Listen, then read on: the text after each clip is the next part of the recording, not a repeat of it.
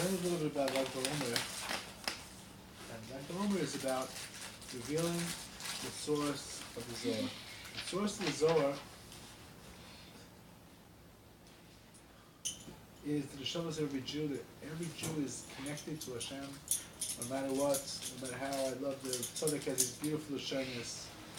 Nosson also, Nosson says a person even get a checklist and you transgress the Torah 800 times because bedafka, and like he's checking off all the mitzvahs he learned, including the 613 mitzvahs, not to mekayim them. He's not learning sefer chinuch. He learns 613 mitzvahs to transgress them, and he does as many as he can 800 times. Like Imam is doing everything you can think of. Nevertheless, and he didn't say tayag either. Like the whole Torah, the Torah did not do it. Nevertheless, he still wants Hashem's heart. He still connected to Hashem's heart. He has the moon in his heart. It doesn't matter what he says. It doesn't matter what he thinks.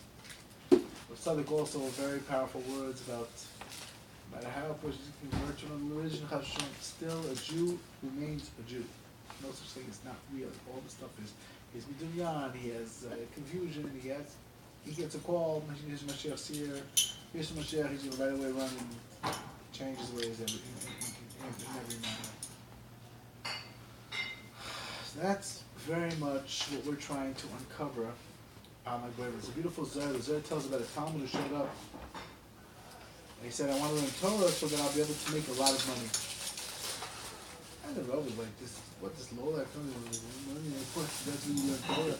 Like, not only a motivation that's like an ulterior motive, but like his whole my whole thing was Torah. It's like, he's like, he had this feeling. He's like, he seemed to be a special guy. But, you know what? You'll learn with something. Eventually, you'll be Zohar. You'll be Chashiv, and people pay you. Like that's what he told him. So after like a few years, or a year or two, I don't know exactly. 1 year. I remember like quite a while. He was learning. He was like, I understand. Where's the money? And this guy was like, he wanted to like give him up a sock. You know what I mean? Like, maybe you should sit in a sick bed a little while. Like, I don't know. He like, from his perspective, the Rav, and he had this like understanding, or the boss goes, no, this is a chashuv neshama, don't mess with me. So he let it go.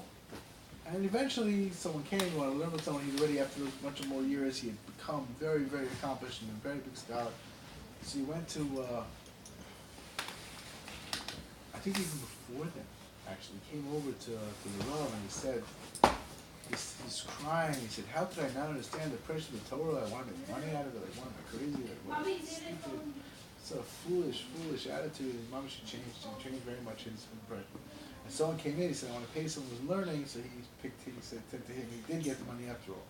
It's like, it's if you want to find that inner connection, but the ulterior motives is not really us, nothing to do with us. We all have a deep pneumius. Whatever we think, we don't think, we have to find that pneumius. And finding it is not always so easy, you have to wake it up. That's what the, Isaac, Tagid the Babi Shazir Korelka. Finding that peace is not so easy. That's what there's a story with the Magid Dubno. His Maskidim came to the Magid Dubno and they were making fun of him. One of the parents, they told him, we like Chachma. We don't like Torah. So, can you tell us one of your brilliant parables disconnected from Torah, please? He said, sure, no problem. So once there was obviously he was going to give them up psak. They have a tremendous chutzpah, and he's giving them up psak.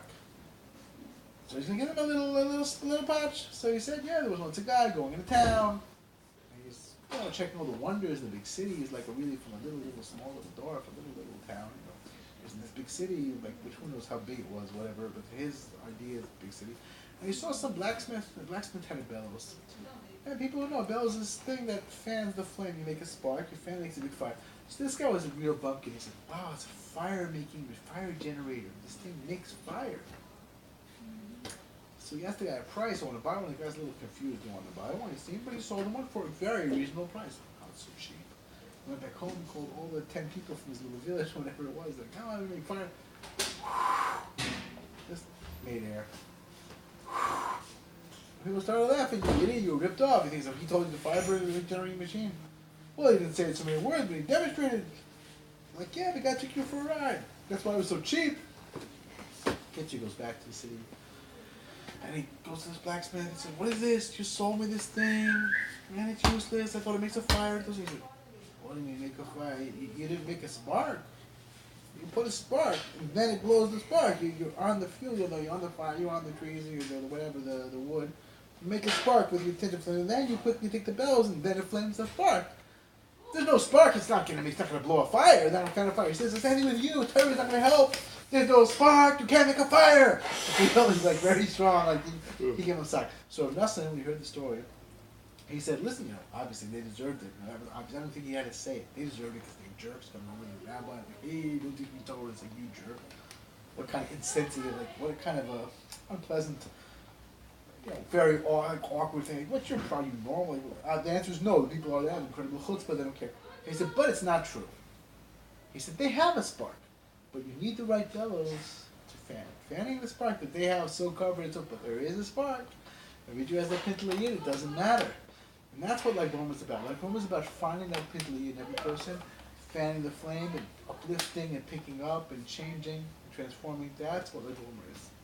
And that's what we're looking for. That's what we're looking for in learning deeper things. We want to find that spark. We're trying to fan that spark into a flame. That's what we want to do. That's what we're looking to do. And that's what Rosh Hashanah is about. And that's why, again, we make all these fires, all this omer, because there's illumination. We need some illumination. We need this deep. Again, the Shekhinah is a fire, but it doesn't consume.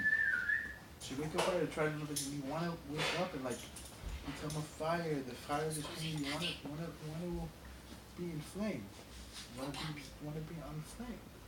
You want to be on fire. You want to be in a fire for Hashem, a fire for connection. That's what you want to be. That's what you want to be.